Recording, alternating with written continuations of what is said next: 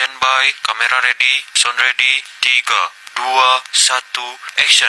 Pose with the fans. Pose with the pose with the pose with the pose pose with the fans. Pose with the pose with the pose pose pose with the fans. Pose with the fans.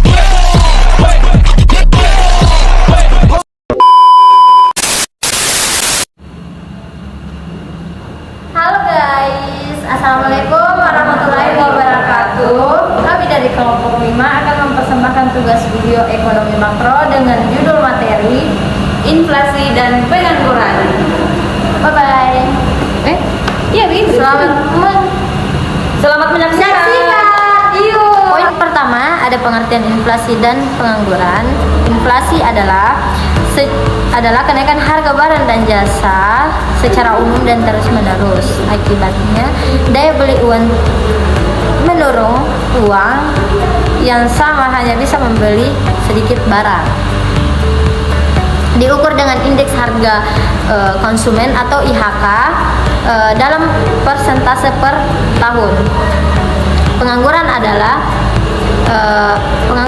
kondisi di mana orang yang termasuk angkatan kerja atau usia produktif dan ingin bekerja, tidak memiliki pekerjaan dan sedang aktif mencari kerja, diukur dengan tingkat pengangguran.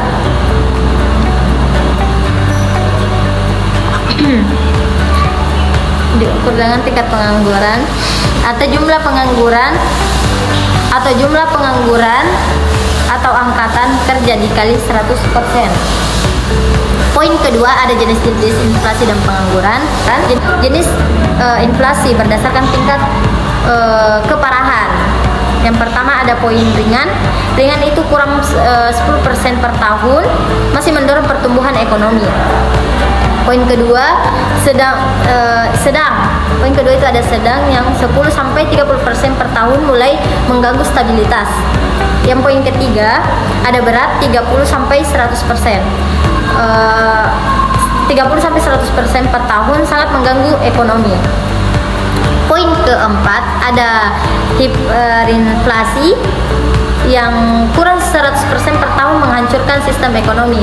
Berdasarkan penyebab ada 3 poin, yaitu poin pertama demand pull, permintaan melebihi penawaran atau permintaan melebihi penawaran.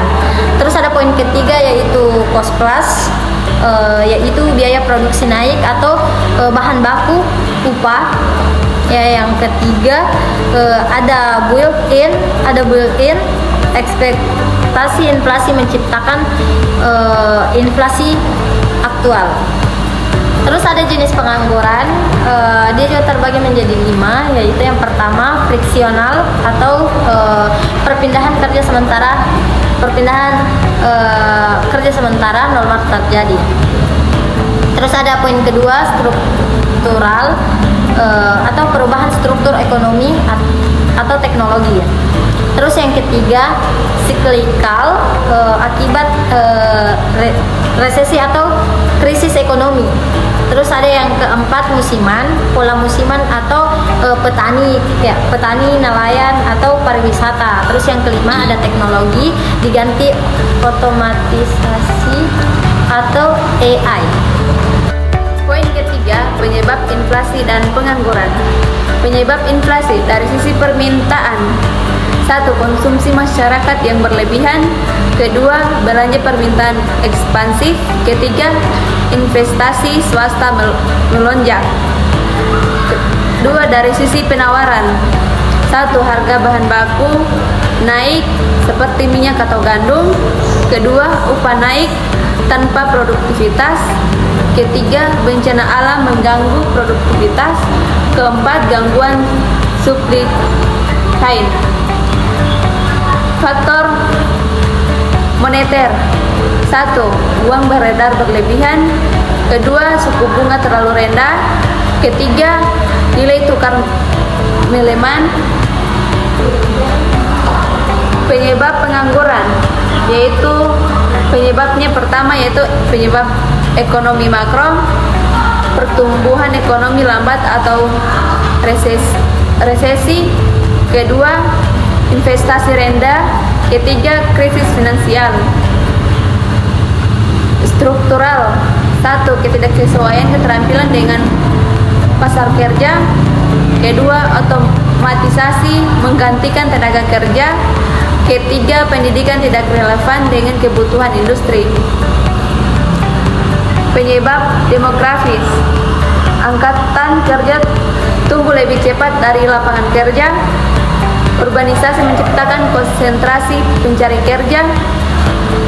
Terus penyebab institusional. 1. Regulasi tenaga kerja kaku. 2. Upah minimal terlalu tinggi. Informasi lowongan kerja tidak efisien. Poin keempat, dampak inflasi dan pengangguran. Dampak inflasi yang negatif. Yang pertama, daya beli masyarakat menurun, nilai tabungan terkikis, ketidakpastian ekonomi, merugikan pekerja bergaji tetap, redistribusi kekayaan tidak adil, redistribusi diuntungkan, kredit dirugikan. Dampak inflasi yang positif, diantaranya mendorong konsumsi dan investasi. Kedua, mengurangi beban real hutang pemerintah. Ketiga, memberikan fleksibilitas penyesuaian upah. Dampak pengangguran ekonomi, yang diantaranya GDP lebih rendah dari potensi output gap, beban fiskal pemerintah untuk tunjangan. Yang ketiga, hilangnya keterampilan pekerja. Yang keempat, konsumsi menurun. Yang kelima, penerimaan pajak berkurang. Sosial, diantaranya kemiskinan dan ketimpangan meningkat. Kedua, masalah kesehatan mental, yaitu depresi, stres, kriminalitas naik, desintegrasi keluarga, kehilangan harga diri. Poin kelima, hubungan inflasi pengangguran. Kurva Phillips menjelaskan hubungan terbaik antara inflasi dan pengangguran, diantaranya jangka pendek. Jangka pendek, trade-off ada pengangguran rendah, inflasi tinggi, dan sebaliknya. Kedua, ketika pengangguran rendah, pasar tenaga kerja ketat, upah naik, inflasi naik. Pemerintah harus memilih, turunkan pengangguran, inflasi naik, atau turunkan inflasi, pengangguran naik. Jangka panjangnya, tidak ada trade-off, ada tingkat pengangguran alamiah atau disebut dengan Nairo. Kurva Phillips vertikal pada tingkat pengangguran alamiah, kebijakan ekspansif hanya menghasilkan inflasi, tidak menurunkan pengangguran permanen. Stagflasi, kondisi inflasi tinggi plus pengangguran tinggi, terjadi tahun 1970-an. Kedua, menantang kurva Phillips tradisional. Tiga, disebabkan supply shock atau krisis minyak. Poin ke-6, kebijakan mengatasi inflasi dan pengangguran. 1. Kebijakan moneter seperti menaikkan suku bunga, pinjaman mahal, dan konsumsi turun. 2. Operasi terbuka, jual surat berharga, serap likuiditas. 3. Naikkan rasio cadangan wajib, kurangi kredit bank. 4. Investasi nilai tukar untuk stabilitas rupiah. B. Kebijakan fiskal, kurangi belanja pemerintah, naikkan pajak, kurangi daya beli, dan anggaran surplus. Kebijakan lainnya seperti tingkatkan produk dan produktivitas. 2. Perbaiki infrastruktur dan logistik.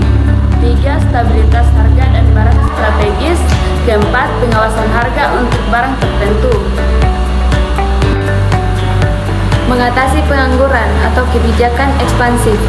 Pertama, kebijakan moneter atau bank sentral. Poinnya yaitu turunkan suku bunga, dorong investasi dan konsumsi. Kedua, operasi pasar terbuka, beli surat berharga, tambah likuiditas. Ketiga, turunkan rasio cadangan wajib, perbanyak kredit. Kebijakan fiskal atau kebijakan pemerintah. Poin pertama, tingkatkan belanja infrastruktur padat karya. Kedua, turunkan pajak, tingkatkan daya beli. Ketiga, program bantuan langsung tunai. Keempat, subsidi untuk sektor tertentu. Kebijakan ketenaga kerjaan. pelatihan dan reskilling tenaga kerja. Kedua, perbaiki sistem informasi lowongan kerja. Ketiga, reformasi pasar tenaga kerja. Keempat, dorong kewirausahaan dan UMKM. Kelima, perbaiki kualitas pendidikan vokasi. Keempat, kebijakan industri. Poin pertama, dorong industri yang padat karya.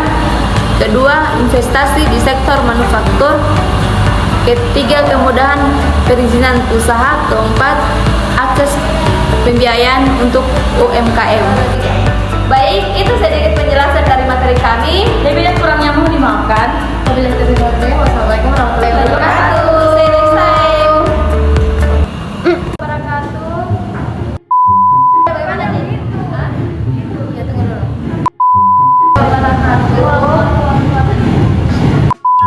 Ekonomi makro dengan tante nih. Ulang.